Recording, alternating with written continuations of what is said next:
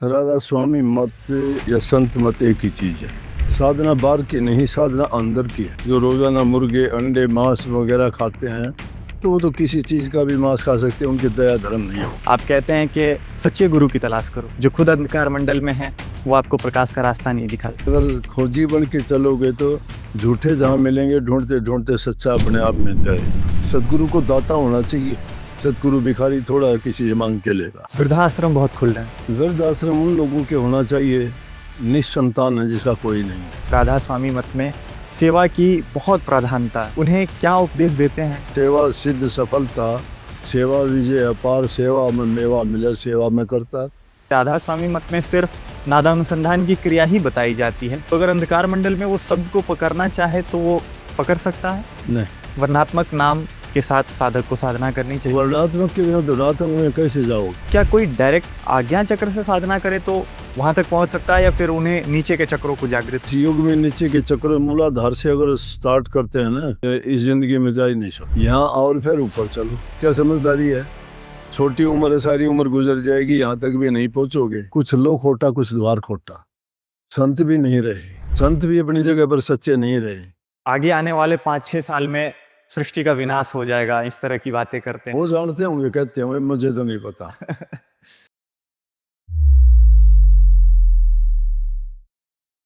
नमस्कार साथियों, शांति संदेश के एक नए एपिसोड में आपका फिर से बहुत बहुत स्वागत है। आज हमारे साथ एक ऐसे महापुरुष हैं जिनको आप सभी जानते हैं। उन्हें परिचय की आवश्यकता नहीं है। आप सभी ने यूट्यूब पे उनके सत्संग के वीडियोस देखे होंगे, और सत्संग तो पूरे भारतवर्ष में उनका होता है, विदेशों में भी होता है। आज हमारे साथ राधा स्वामी संप्रदाय से एक महान संत सदगुरु संत कंवर साहब हैं। तो आज हम उनसे कुछ आध्यात्मिक जिज्ञासाओं पे बातचीत करेंगे, आपकी कुछ आध्यात्मिक जिज्ञासाओं का समाधान करेंगे। तो नमस्कार साईं जी, बहुत बहुत स्वागत। हजूर, हम लोगों ने काफ़ी वीडियोस देखे थे यूट्यूब पे। बहुत दिनों से इच्छा हो रही थी कि आपका समय मिले, आपने समय दिया, बड़ी कृपा हुई है हजूर। हजूर, हम चाहेंगे हमारे दर्शकों को राधा स्वामी संप्रदाय के संबंध में 2 शब्दों में थोड़ा बताएंगे। शुरुआत कैसे हुई, और ये जो नाम हम आज जानते हैं राधा स्वामी, ये कैसे प्रचलित हुआ? राधा स्वामी मत या संत मत एक ही चीज है। इसका उद्गम या प्रारंभ आगरा से हुआ। जी। शिवदयाल सिंह जी महाराज आगरा में पन्नीगढ़ी में हुए, और उनके मुख्य शिष्य हजूर राय बहादुर शालिग्राम जी ने इस नाम को प्रकट किया। स्वामी जी महाराज ने कहा कि प्रकट तो करने के लिए मैं आया था, लेकिन ये हजूर महाराज जी ने ही प्रकट करना था, इसलिए ये हजूर महाराज ने प्रकट किया है। और उन्होंने आखिरी वचन में तो यहाँ तक फरमाया कि मेरा मत तो सतनाम अनामी का था, और राधा स्वामी मत हजूर महाराज जी ने चलाया, इसको चलने देना। राधा स्वामी नाम कोई नया नाम नहीं है। अब तो देश विदेश में बच्चा बच्चा इसके बारे में जानता है। जब इसकी स्टार्टिंग हुई तो लोगों में कुछ धारणाएं थी ऐसी कि ये क्या नाम हुआ, ओम नाम हो सकता है, राम नाम हो सकता है, या ओम नमः भगवते वासुदेवाय हो सकता है। ये नया नाम कहाँ से आ गया? लेकिन ये कोई नया नाम नहीं, राधा नाम आराधने वाली शक्ति को कहा गया है। सूरत कह सकते हैं उसको, जीव कह सकते हैं, आत्मा कह सकते हैं, और शब्द परमात्मा का ही नाम है, जिसको अंग्रेजी में वर्ड कहा है। और इसकी वर्णन भी लगभग सभी मतों ने किया है कि शब्द से ही सब कुछ प्रकट है। तो इस सूरत शब्द का मिलाने का, दोनों को मिला के राधा स्वामी नाम बना, जिसका मतलब है आत्मा को परमात्मा से मिलाना। तो इसी स्टार्टिंग तो आगरा से हुई। अब तो इसकी ब्रांचेज देश विदेश में लगभग बहुत से इनके राधा स्वामी मत के भवन हैं, अलग अलग गद्दियों पे काफ़ी गुरु हैं, और पूरे संसार में लगभग फैला हुआ है। जी जी महाराज जी, साधना की जो विधि है उसके बारे में महाराज जी थोड़ा बताएंगे, कैसे साधकों को जो नाम दान दिया जाता है, तो फिर उन्हें क्या निर्देश देते हैं साधना के लिए? साधना के लिए उनको जो हमारे रूहानी मंडल है, शरीर 3 प्रकार का है। शारीरिक बार का ढांचा दिखाई देता है, मानसिक जिसमें मन बुद्धि चित्त अहंकार काम करते हैं, और आत्मिक जो है वो एकदम रूह से संबंधित है, उसको जिसको हम रूहानी कह सकते हैं। तो उसको स्थूल सूक्ष्म और कारण शरीर भी कह सकते हैं। साधना बाहर की नहीं, साधना अंदर की है, क्योंकि जो रचना बाहर इस ब्रह्मांड में हमें दिखाई देती है वही रचना इंसान के शरीर में पूरी यूं की त्यों है। ये ब्रह्मांड का पूरा छोटा नक्शा इंसान ही है, तो इसलिए उसको खोजने की कहीं बाहर जाने की जरूरत नहीं। परमात्मा हमारे अंदर में है, जिसको कण कण में कहते हैं, तो कहीं भी खोज लो वहीं मिलेगा। लेकिन अगर उसका आदि घर अगर ढूंढना चाहते हैं तो जहाँ आत्मा बसती है वो उनके करीब ही शरीर में परमात्म शक्ति भी वहीं पे है। साधना का तरीका ये है कि जो नाम की बख्शीश की जाती है उसका सुमरण करना बताया जाता है। ध्यान की अवस्था उसके साथ में होती है, उसमें मन की वृत्तियों को रोक के एक जगह पर केंद्रित करने के लिए बताया जाता है। और शब्द का सुनना वो भजन कहा जाता है। तो 3 तरीके हो गए, सुमरण, भजन और ध्यान। सुमरण तो हम नाम का जबान से भी कर सकते हैं, लेकिन वो वर्णात्मक है। उसको वर्णात्मक को धुनात्मक में ही ले जाके के अंदर में देखना है। बाहर से सुमरण करते करते जब वो धुनात्मक हो जाता है, आसपास आप बन जाता है, जपने की जरूरत नहीं होती। स्वतः ही वो होता है। और उसके साथ साथ ध्यान भी करना पड़ता है। मन को लगाने के लिए उसको कोई आदर्श चाहिए, और गुरु से बढ़ के कोई आदर्श नहीं होता, क्योंकि मन को टिकाने के लिए कोई तो एक स्थिर चीज हो जिस पर मन टिके, तो वो ध्यान की अवस्था है। ध्यान धीरे धीरे करते करते हम उसको प्रकाश कहते हैं, ज्योति कहते हैं, वो प्रकट होती है और उसमें ही लीन हो जाने को, जिसको सिख ग्रंथों में चांदना कहा गया है, अपने हिंदू ग्रंथों में उसको परम प्रकाश और ज्योति के नाम से जाना जाता है। हम उसको प्रकाश भी कह सकते हैं, अंग्रेज लोग उसको डिवाइन नाम से पुकारते हैं। जी जी, डिवाइन लाइट भी कहते हैं। 3 प्रकार की अग्नि है संसार में, सनलाइट, मूनलाइट और फायरलाइट, परंतु चौथी रोशनी जो है वो डिवाइन लाइट। तो उस डिवाइन लाइट को देखते हुए उसमें लीन हो जाना, अपने आप को वृत्तियों को संसार से हटा के उसमें जोड़ देना और शब्द का सुनना, ये अभ्यास कराया जाता है। जो जो इस अभ्यास में उतरते चले जाते हैं तो आदमी संसारिक बंधनों से मुक्त होके मालिक की तरफ उसका रूह जुड़ जाती है और उसका इसी जन्म में काम हो जाता है। जीवित मृतक होना इसी को कह सकते हैं हम। हजूर, इसमें खान पान की शुद्धि और क्या नियम होने चाहिए गुरु नाम लेने से पूर्व? ये सबसे पहले नियम है। नंबर 1 तो आदमी का खान पान शुद्ध हो। अब शुद्ध किसको मानोगे? शुद्ध कमाई हो, चोरी की, हेरा फेरी की, रिश्वतखोरी की, भ्रष्टाचार का, ये ऐसा अगर अन्न खाता है कोई, तो अन्न का बड़ा महत्व है।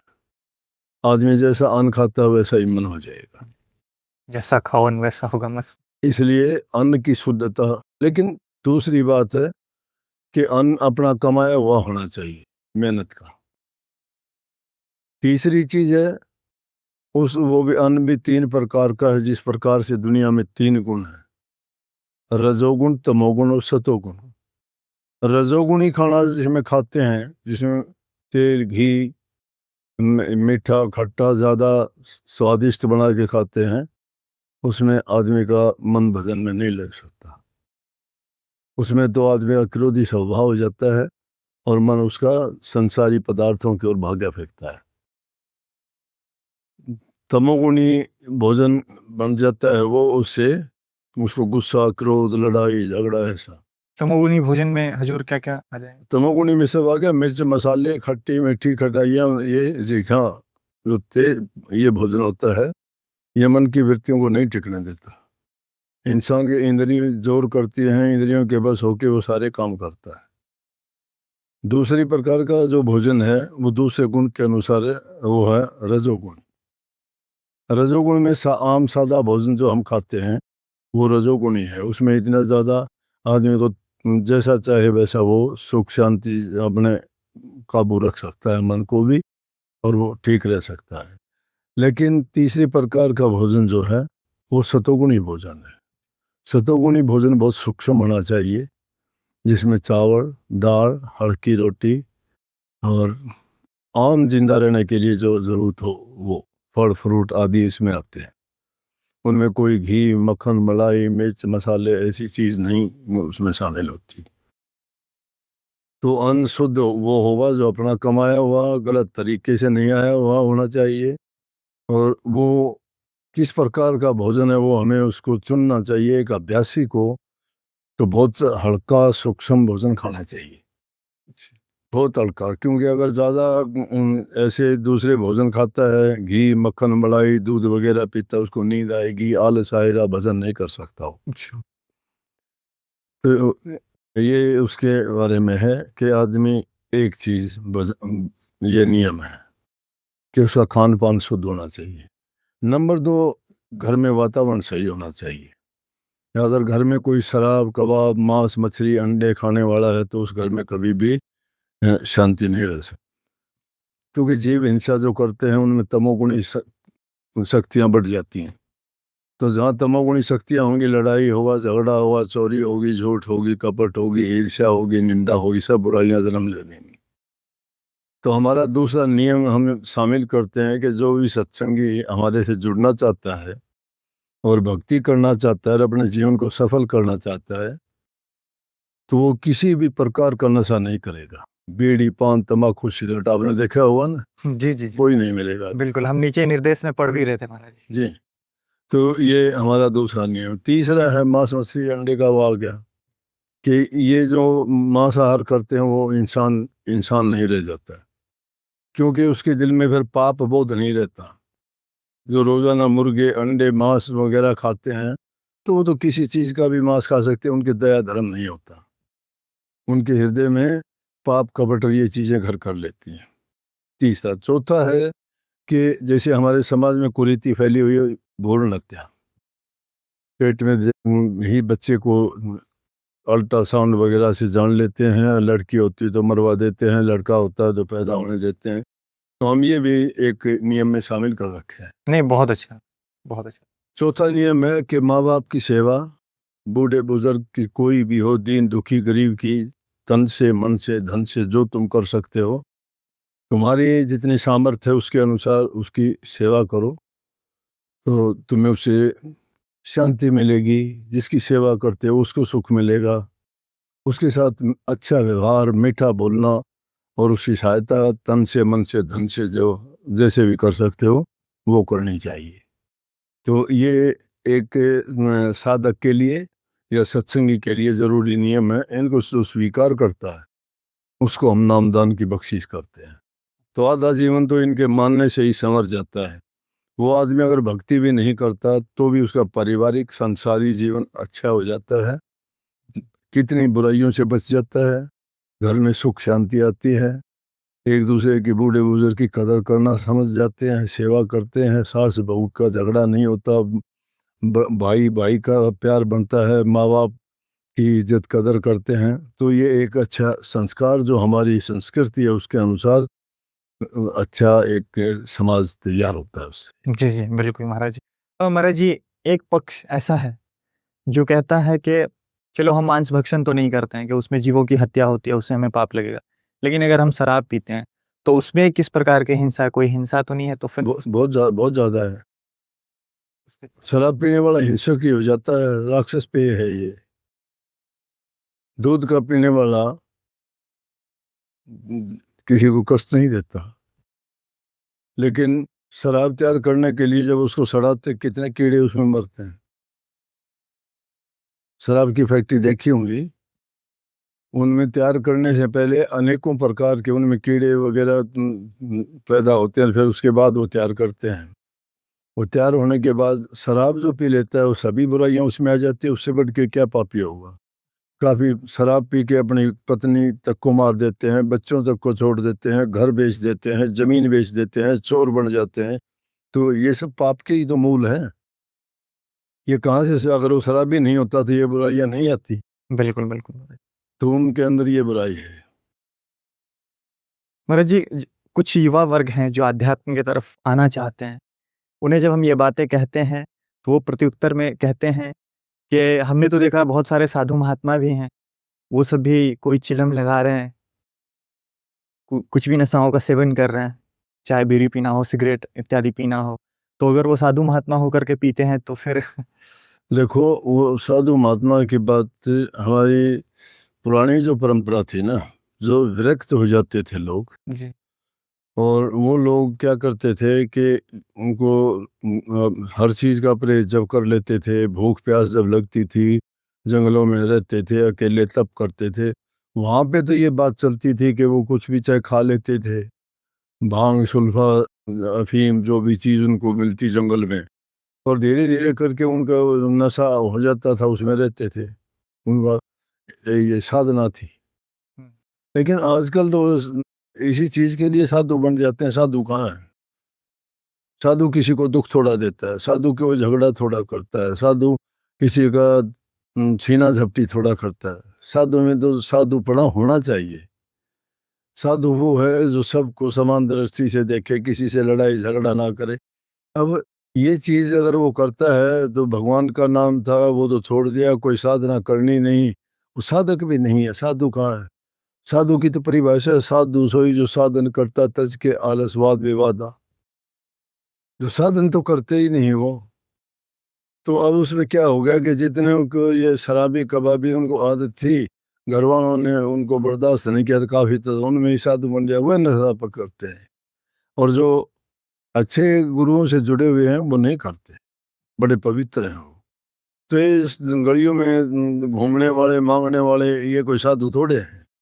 एक लाल कपड़ा पहन लेने से साधु थोड़ा बन जाता है। कई बार वेश से ही लोग पहचान करने जी, कोई दाढ़ी और केस रखने से साधु थोड़ा बन जाता है। माला पहन ली किसी ने भी, पता है करते कुछ भी नहीं। जी। हजूर, हमारी अगली एक जिज्ञासा है, कुछ हमारे ऐसे साधकगण हैं, जैसे हमने आपके खासकर प्रवचन में सुना है, आप कहते हैं कि सच्चे गुरु की तलाश करो, और गुरु खासकर वो होने चाहिए जिन्होंने आत्म साक्षात्कार किया हो, तब वो आपको उस मार्ग तक पहुँचाएँगे। जो खुद अंधकार मंडल में हैं, वो आपको प्रकाश का रास्ता नहीं दिखाएँगे। तो हजूर ये बताएँ, जो अभी नए-नए इस मार्ग में आए हैं, वो कहते हैं कि हम कैसे जाँच करें कि गुरु पूर्ण हैं, नहीं हैं? हम बाहरी चीज़ों से तो देखते हैं, उनकी वेशभूषा है, सारी चीज़ें सही हैं, लेकिन अब आंतरिक स्थिति उनकी क्या है, इसका अवलोकन हम कैसे? देखो, अंदर की बात तो बहुत बाद में पता लगता है, बाहर का जीवन भी इंसान को दिखा देता है क्या है। अच्छा। नंबर एक, वो त्यागी होना चाहिए, बाहर से दिखाई दे देगा। वो सच्चा होना चाहिए, किसी से राग द्वेष ईर्ष्या नहीं रखने वाला नहीं होना चाहिए, किसी से झगड़े मुकदमे करने वाला नहीं होना चाहिए, अपना कमा के मेहनत करके खाने वाला होना चाहिए, दुनिया से ठगा वगी करने वाला नहीं होना चाहिए। ये गुण तो वो हैं जो बाहरी दिखाई देंगे। और शिष्य को ये देखने की जरूरत नहीं है, तुम तलाश में निकले हो तो ये है कि अगर खोजी बन के चलोगे तो झूठे जहाँ मिलेंगे, ढूंढते ढूंढते सच्चा अपने आप मिल जाएगा। आप भी अगर सच्चे होके निकले हो ना, तो परमात्मा ऐसी कोई चीज़ नहीं कि इंसान जिस चीज़ के लिए प्रयास करे परमात्मा उसको ना दे। जी। आप पत्रकार बनना चाहते थे, पत्रकार बन गए। मैं अध्यापक बनना चाहता था, अध्यापक हो गया। कोई वकील बनना चाहता था, वकील हो गया। कोई सेना में जाना चाहता था, वो हो गया। किसने जिस ओर भी रुझान किया उन्होंने मन लगाया, प्रभु ने वैसा ही कर दिया। तो गुरु पूरा हो या ना हो, शिष्य पूरा हो। गुरु की तरफ ये ना देखो, जिस गुरु से तुमने ज्ञान ले लिया तुम उसका साधन करके तुम पूरा बन के दिखाओ। गुरु से अब किसी से आपने कोई औजार लिया, ये कैमरा बनाने वाले को आप ढूंढते फिरोगे कि कैमरा इसने कैसे बनाया, क्यों बनाया। कैमरे से काम लो ना, कैमरा आपको जो काम दे रहा है उसने बना दिया, वो कैसा था बनाने वाला, उसने शराब पी के बनाया, चाय पी के बनाया, कॉफ़ी पी के बनाया, लेकिन उसने बना के तैयार कर दिया। हम जब इसको जान लेंगे तो हमें पता लग जाएगा। जी। तो कहीं न कहीं महाराज जी हम ये कह सकते हैं अगर आपके अंदर शिष्यता है, शिष्य के अच्छे गुण हैं, तो परमात्मा वो गुरु की भी व्यवस्था कर देंगे। पक्का परमात्मा अपने आप उसको उस जगह ले जाएगा। अगर वो सच्चा है, गलत जगह फंस गया, उसको निकाल देगा। अगर वो झूठा है तो झूठों में मिलके वो भी झूठा हो जाएगा। हजूर हम चाहेंगे थोड़े शब्दों में आप बताएं दिनोद, इस गांव के बारे में तो हम जानते हैं, इसकी शाखाएं कैसे चली और परम संत दादा गुरु ताराचंद जी महाराज की जीवनी पे भी थोड़ा यहाँ अपने जो ही गाँव में मास्टर राम सिंह जी अरमान थे, उन्होंने गद्दी के तीसरे गुरु थे अपने महर्षि शिवरतलाल जी। पहले आर्य समाजी थे, बाद में राधा स्वामी मत में आए। इलाहाबाद के पास में उनका डेरा था। काफ़ी पढ़े लिखे बड़े विद्वान थे, बहुत किताबें लिखी उन्होंने, सब धर्मों पे लिखी, लगभग 5-6 हज़ार पुस्तकें लिखी उन्होंने। वाह। बड़े मतलब डिलीट थे, पढ़े लिखे थे, 5-6 भाषाओं के ज्ञाता थे। तो महर्षि जी से अरमान साहब ने नाम लिया, वो अध्यापक थे। वो अपने गुरु के पास दोबारा नहीं गए, लेकिन महर्षि जी ने उनको हुक्म दे दिया कि अरमान साहब, राम सिंह जी, आप हरियाणा में संत मत का प्रचार करो। बोले जी वहाँ कौन प्रचार सुनेगा, मैं तो अकेला हूँ। बोले कि आपको चिंता करने की जरूरत नहीं है, मेरी शक्ति आएगी, ताकत आएगी, वो तेरी मदद करेगी, आप अपने काम में लगो, अपने आप काम होगा। महाराज जी बाल ब्रह्मचारी थे, इसी गांव से थे, संत ताराचंद जी। पढ़े स्कूल नहीं गए, पढ़े लिखे नहीं, गरीब अवस्था थी, और गरीबी में ही उन्होंने जन्म से ही ये धार रखा था कि मुझे तो जाना ही इसी लाइन में। तो उनका जीवन बड़ा त्यागमय जीवन था, एकदम बड़ा सार्थक, सच्चे, ईमानदार, हर प्रकार से कमाई वाले महात्मा थे वो। किसी का अन्न का एक दाना नहीं खाया कभी, चाहे वो एक एक हफ्ता तक भूखे रहे। उस जमाने में रोटी तक नहीं मिलती थी, अगर किसी के यहाँ गए और किसी ने खाना खिला भी दिया तो भी ये कहते थे भाई मैं खाना बाद में खाऊंगा, मैं जितना खाऊंगा उसके बदले मेरे से काम करवा ले, क्योंकि अगर किसी का खाते हैं उसका भार चढ़ता है, मैं वो नहीं चढ़ा सकता। तो महाराज जियों के टाइम में तो 5-4 ये डेरे थे। मैं 29 साल की उम्र में महाराज जियों की शरण में आ गया था। पेशे से अध्यापक था मैं, MA BEd। 27 साल तक मैंने अध्यापन कार्य किया। महाराज जियों के चोला छोड़ने के बाद मैंने काम संभाला। ये मार्च 1997 में, तो 29 साल हो गया, 29 साल हो गए। कितनी शाखाएं हुजूर होंगी अभी? हाँ मैं बता रहा हूँ। अब उसके बाद 60 के करीब शाखाएं हैं। अच्छा। हरियाणा में लगभग बड़े बड़े शहर जितने हैं उनमें छोटे मोटे गांव की गिनती नहीं है इनमें। राजस्थान में, मध्य प्रदेश में, यूपी में भी है, गंगटोक में, सिक्किम में, और दार्जिलिंग में, सिलीगुड़ी वेस्ट बंगाल में, और नेपाल में धोलाबाड़ी। तो इस तरह से कुल मिला के 60 के करीब। यहाँ तो रोहतक, हाँसी, हिसार, सिवानी, दादरी और ये जितने भी शहर हैं, रेवाड़ी, इनमें सब में हरियाणा में लगभग हैं। अच्छा हजूर हमने सुना विदेशों में भी आप प्रचार में जाते हैं? विदेशों में जाते हैं, लेकिन विदेशों में दूसरे लोग नहीं, अपने इंडियन ज़्यादा होते हैं। हाँ हाँ, डेरा नहीं बनाया हमने वहाँ कोई भी। अच्छा अच्छा अच्छा। हजूर हमारी अगली जिज्ञासा है, जैसे हम देखते हैं कुछ ऐसे संत हैं जिन्होंने भिक्षाटन करके मधुकरी वृत्ति से अपना जीवन निर्वहन किया और भजन किया। फिर कुछ ऐसे संत हैं जो कहते हैं कि स्वावलंबी जिंदगी हो, अपने हक हलाल की कमाई से भजन करो। फिर ऐसे में कुछ नए साधकगण हैं, वो कहते हैं हम विरक्त मार्ग पे आना चाहते हैं तो भिक्षा करके खाएंगे और भजन करेंगे। लेकिन फिर कुछ संत के उपदेशों में मिलता है कि नहीं, आप खुद की कमाई से करें। तो ये क्या भेद है हजूर, किनको दोनों पद्धतियों से किन किन लोगों को? देखो, अनेक प्रवृत्ति है। ज्ञान मार्ग है, योग मार्ग है, ज्ञान मार्ग है। अलग अलग हैं दुनिया में, कितने मत फैले हुए हैं, अलग अलग उनके सिद्धांत हैं। कोई कोई तरीका बताता है, कोई कोई तरीका बताता है। उनको कहोगे, सारे अपनी अपनी प्ली दे देंगे कि भाई ये इस तरह से सही है, ये इस तरह से सही नहीं है। मधुकरी का मतलब तो ये होता था, किसी एक घर का अन्न खाते ना तो आदमी पर उसका असर होता। मधुकरी घर घर जाके मांगते हैं ना, भीख लो। तो उसमें महात्माओं ने ये किया कि वो घर घर में जाके इसलिए मांगते, किसी एक घर का उस पर कर्ज नहीं होता था। थोड़ा थोड़ा थोड़ा थोड़ा जो भी कोई देते, उसको सबको मिला के और उसका खाना खा लेते वो। तो ना तो किसी के कर्जदार होते, ना उसमें किसी एक आदमी का इतना प्रभाव होता कि उसका अन्न खाने से ये हुआ। तो उसको तो इसलिए अच्छा मानते हैं। फिर कुछ लोग कहते हैं ना, हम अपना कमा के खाएंगे, उसको दान है। क्योंकि इंसान को, शरीर को ज़रूरत तो है खाने की। बिल्कुल बिल्कुल महाराज। लेकिन जो आदमी कहते हैं कि विरक्त होके हम तो त्याग कर दिया सब कुछ, फिर हमें ज़रूरत क्या है?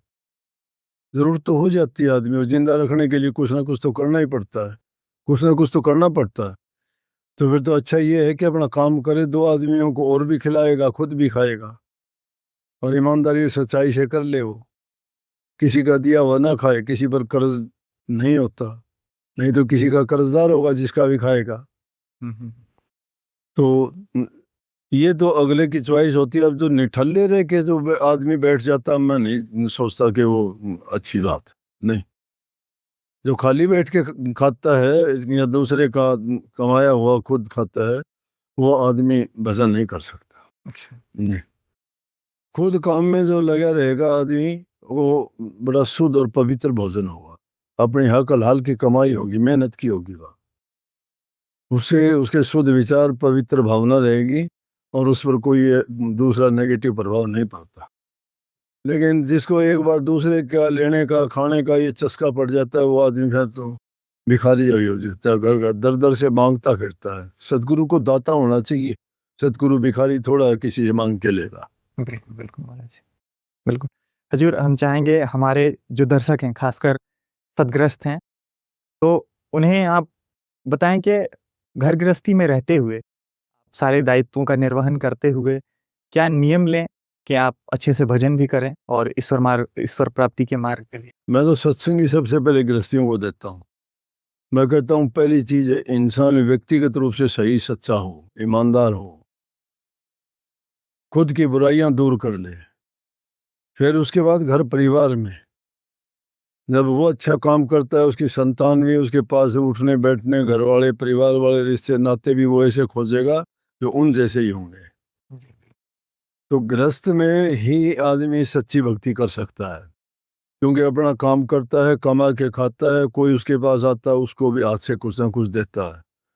चाहे कोई मंगता भिखारी आ जाए, या कोई गऊं की सेवा करने वाला गौशाला में देता है, अनाथालय में देता है, वृद्धावस्था उनमें देता है।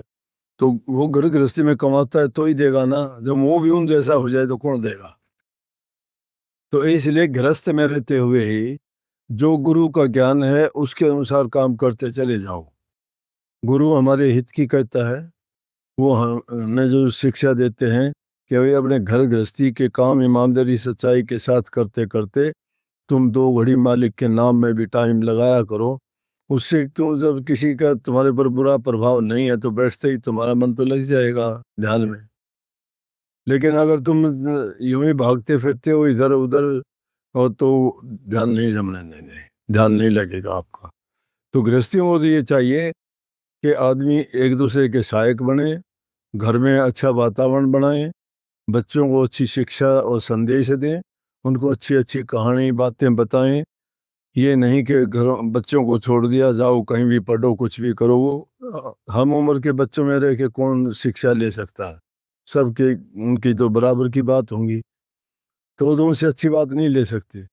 तो माँ बाप बुजुर्ग जो हैं, वो उनको अच्छी, जो हमारी प्राचीन प्रणाली की हमारी संस्कृति है, उसके सद्गुणों को समझाएं, बताएं कि बूढ़े बुजुर्ग माँ बाप की इच्छा का वहन करना, उनको पालन करना, उनकी आज्ञा मानना, उनकी सेवा करना, जबान से मीठा बोलना, तन से सेवा करना, मन से आदमी को शुद्ध विचार पवित्र रखना, धन से जो हो सकता है उससे सेवा करनी चाहिए।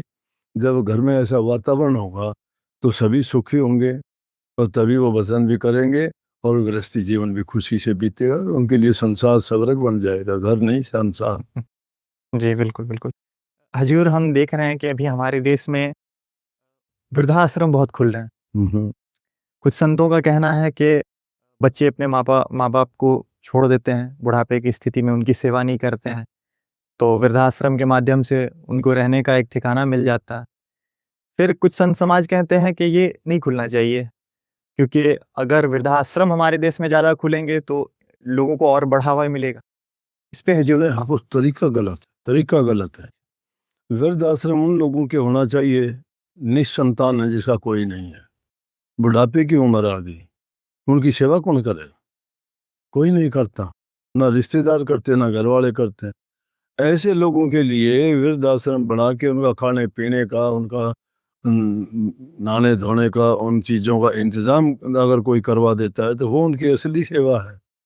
और उनको ऐसे आदमियों को उसमें नहीं आने देना चाहिए जिनके घर में संतान है, परिवार के लोग हैं, तो वो तो उनके लिए ही कानून कोई ऐसा होना चाहिए कि जिनके बच्चे हैं और वो जिंदा हैं तो उनके माँ बाप को वृद्धाश्रम में नहीं, उनको घर में ही रखना चाहिए। जी, बिल्कुल, बिल्कुल। फिर न उस चीज़ को बढ़ावा नहीं मिलेगा। ये तो असहाय लोगों के लिए थे। अनाथालय किसके लिए है? जो अनाथ है, जिन बच्चों का कोई है नहीं तो उनके लिए अनाथालय है ज़रूरी। तो वृद्धाश्रम भी ऐसे ही होने चाहिए, जिनका कोई संभालने वाला नहीं है उनको दाखिल करो, बाकियों को नहीं। तुम्हारा घर है, परिवार है, जाओ। बहुत-बहुत सुंदर समझाया महाराज जी आपने।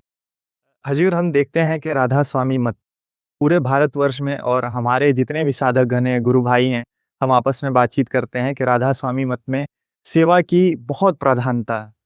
लोग जम के सेवा करते हैं।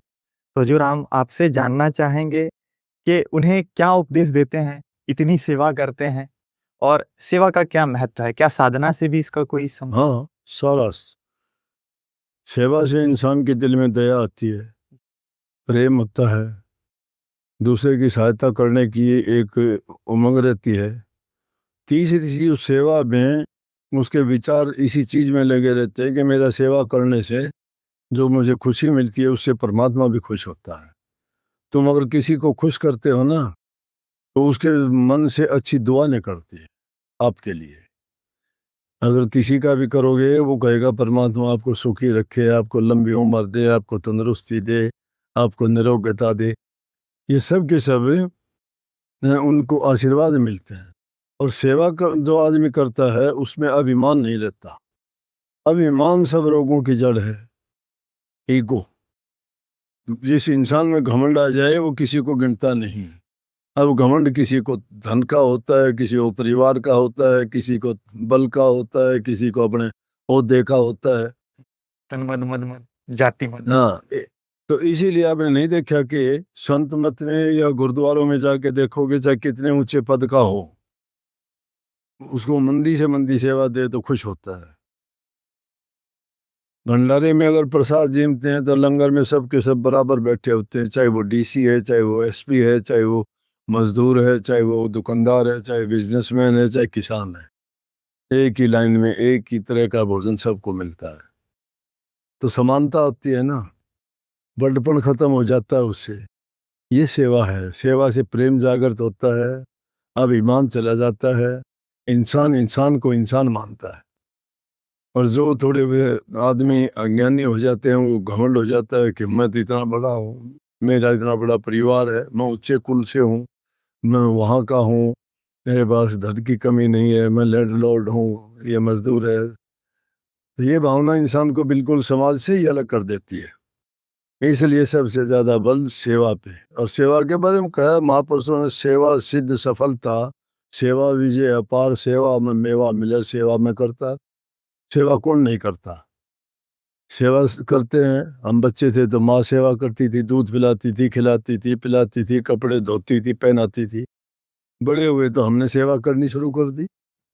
करते हैं कि नहीं ये करते? हम हजूर देखते हैं आपके वीडियोस में, आप खेतों में भी जाते हैं और हर तरह की सेवा में आप खुद लगे होते हैं, संगत भी लगी होती है साथ में।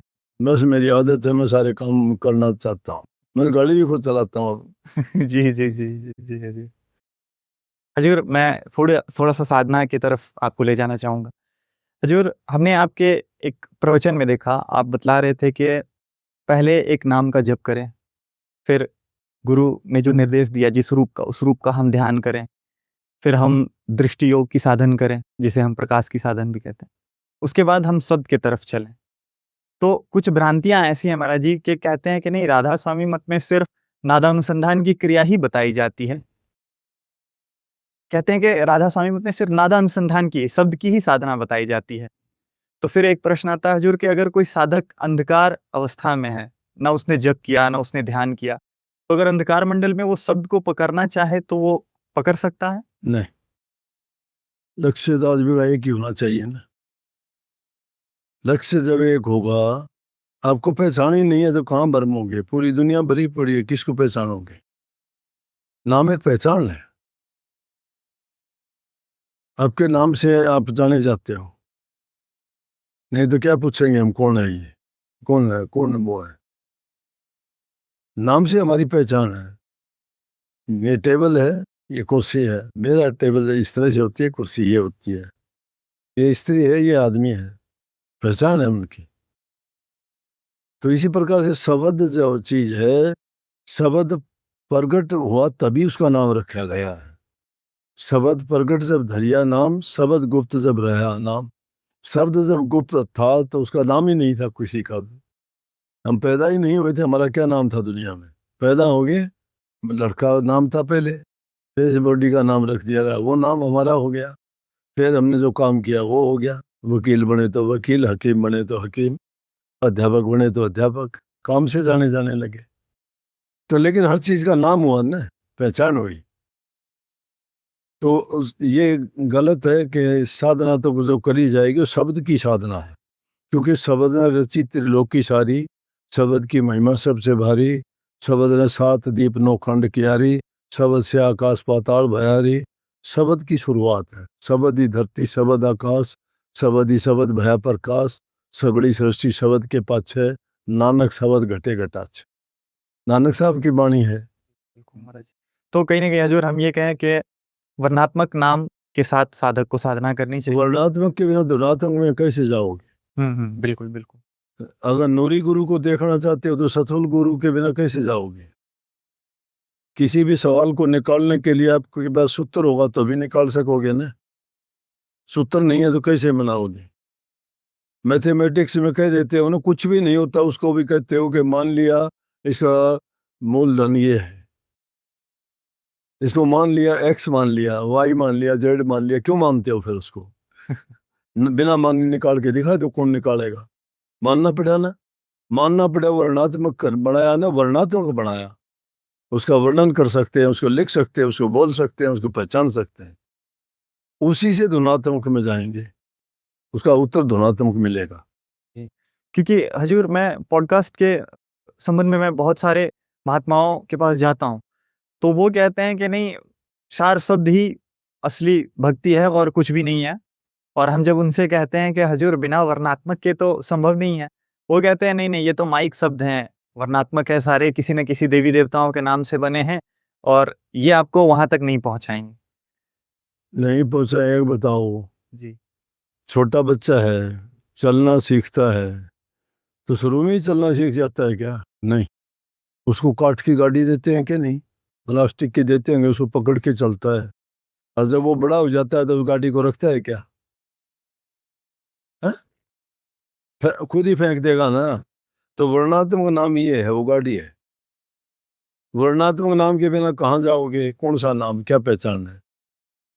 अब आपको भिवानी जाना है, कहाँ जाओगे? आप पूछोगे वहां जाना है, वहां जाना है, वहां जाना है, कहाँ जाओगे? वहां नाम है ना का। बिल्कुल बिल्कुल बिल्कुल।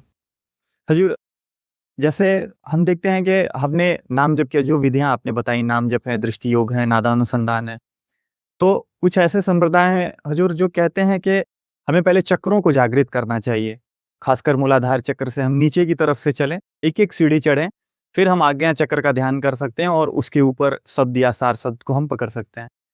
तो हजूर क्या कोई डायरेक्ट आज्ञा चक्र से साधना करे तो वहां तक पहुंच सकता है, या फिर उन्हें नीचे के चक्रों को जागृत करते हुए? नहीं, आज इस युग में नीचे के चक्र मूलाधार से अगर स्टार्ट करते हैं ना, जी तो इस जिंदगी में जा ही नहीं सकती, क्योंकि ये उस टाइम की भक्ति थी जिस टाइम में इंसान की लाखों वर्ष उम्र होती थी।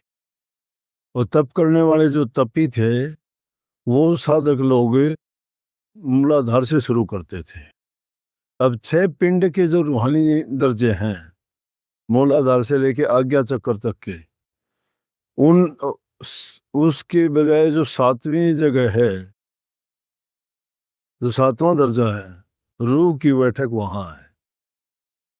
तो फिर ये कोई समझदारी भी नहीं है कि रूह को वहां से लेके नीचे मूलाधार में ले और फिर उसको वापस करके लेके जाओ। जी, नीचे आना, फिर नीचे से ऊपर। पक्षी पहाड़ की चोटी पे पहुंचना चाहता है, उसका घोंसला है पहाड़ की चोटी के ऊपर, सूरत का घोंसला चोटी पर है यहाँ, और सूरत बैठी है यहाँ, और सूरत को यहाँ से पहले नीचे ले जाओ मूलाधार में, और फिर वहां से उन दर्जों तय करते हुए आओ। मूलाधार से सूरज स्थान, फिर जो है मणिपुर, हृदय, कंठ, उनमें होते हुए यहाँ और फिर ऊपर चलो। क्या समझदारी है? छोटी उम्र है, सारी उम्र गुजर जाएगी, यहाँ तक भी नहीं पहुंचोगे। अगर पिछले युगों की बात करें तो 80-80, 90-90 हज़ार वर्ष तक तप करने वाले यहाँ से आगे नहीं गए, पिंड शरीर में ही रह लिए, और उनमें रह के भी उनसे ऐसे कर्म हो गए कि एक के नाम गिना हुआ तो वो महात्मा लोग फेल हो गए। लेकिन संत कोई फेल हुआ देखा? संतों ने सीधी भक्ति बताई कि ये समझदारी ये है कि जब हमारी रूह की बैठक यहाँ है तो यहाँ से सीधे ऊपर चलो। सीधे ऊपर चलोगे तो सहस कवल त्रिकुटी में होते हुए और ऊपर के दर्जों में पहुंच जाओगे। जी जी हजूर, अगर हम आज्ञा चक्र का ध्यान करते हैं, ऊपर की साधना करते हैं, तो हमने कहीं सुना है कि नीचे के चक्रों को जागृत करने का फल भी स्वतः मिल जाता है हजूर, ऐसा? एक उनकी जरूरत नहीं पड़ती, अच्छा। उनकी जरूरत नहीं पड़ती, क्योंकि वो तो सिर्फ बताने के लिए, समझाने के लिए तो हो सकते हैं। शक्तियां तो वहां तक हैं, बिना उसके तो शरीर जो है जिंदा ही नहीं रहेगा। वो धार तो नीचे तक है, लेकिन मूल रूप से तो उसकी बैठक यहाँ पे है। तो इसलिए उनको तो जिस प्रकार से, अब क्या कहूँ, देसी भाषा में कहूँ आपको, कि जैसे आप मुझे ले जाना चाहते हो और मैंने घड़ी बांध रखी है, तो मेरी घड़ी भी तो मेरे साथ ही आपकी हो जाएगी ना। आप मुझे ले जाओगे ना, तो मेरे कपड़े जो हम पहन रखे हैं ये भी तो मेरे साथ ही जाएंगे। इसी तरह से जब वहां से हम साथ ना करेंगे तो वो अपने आप ही खिंचाव तो वहां से ही होगा। शक्ति तो वहां तक फैली हुई है ना, वो उठेगी, वो स्पोर्ट ही कर देगी, लेकिन उसके बजाय यहाँ साधना यहाँ पे करेंगे। हजूर, हम देख रहे हैं कि समय के साथ कालांतर में विकृतियां आती हैं, चाहे हम जिस मत की बात करें, जिस संप्रदाय की बात करें। लोग गुरु को तो मानते हैं, लेकिन गुरु का कहा नहीं मानते हैं हजूर। खान पान की शुद्धि नहीं है आज के समय में, और अलग अलग प्रकार के आचरण कर रहे हैं। तो ऐसे समय में हजूर आप कुछ बताएं कि लोग अपने आप को संभालें, और कहते हैं कि मन को स्थिर कर पाना बहुत मुश्किल हो पा रहा है। ठीक बात है।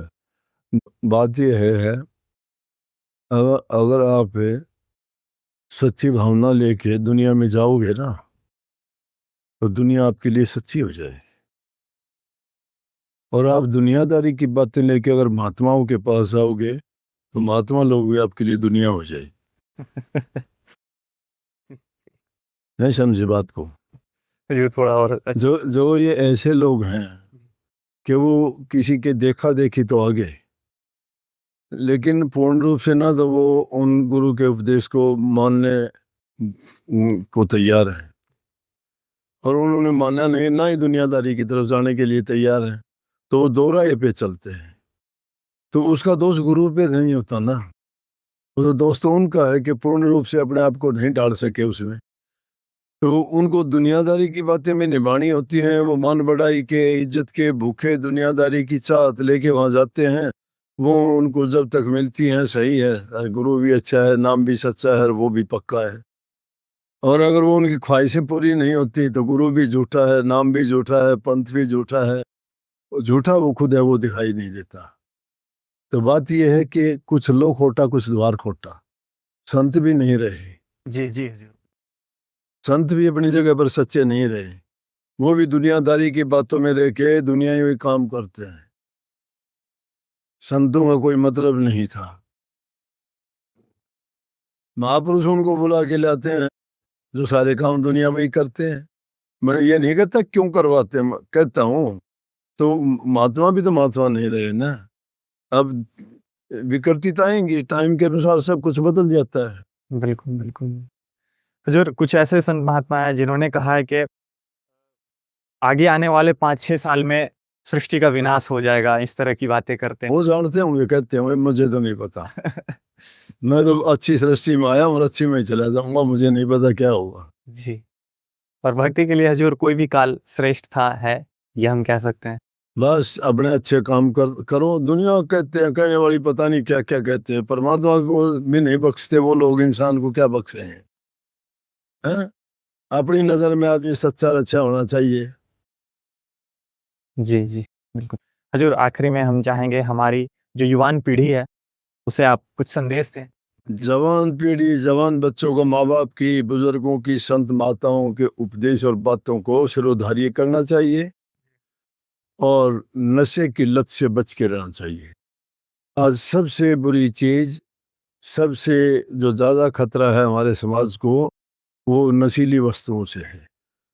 और वो नशा बढ़ता जा रहा है। नई नई प्रकार की चीज़ें सुनते हैं, कोई इंजेक्शन लगाता है, कोई चिट्टा पिट्टा, पता नहीं क्या क्या नाम सुन के हैरान हो जाते हैं। सुल्फा, गांजा, अफीम, इतना प्रसार, उसके कारण नौजवान बच्चों का विचार खराब हो जाते हैं। फिर उनकी लालसा ज़्यादा बढ़ जाती है, आपस में लड़ाई झगड़े होते हैं, माँ बाप का कहना नहीं मानते हैं, फिर समाज बिगड़ता चला जाता है।